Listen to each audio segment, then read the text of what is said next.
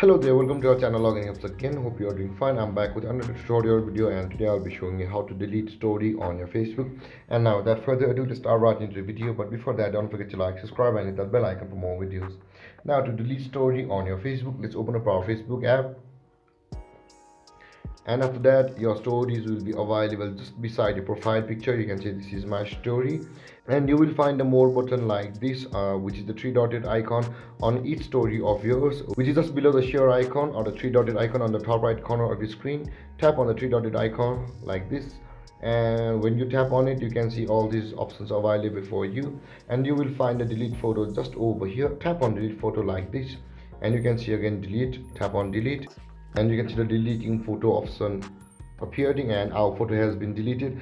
And there guys, this is how you delete your story on Facebook. And if you have any confusions or questions regarding the topic, don't hesitate to comment in the comment section below, and don't forget to like, subscribe and hit the bell icon for more videos. Thanks for watching guys. Peace.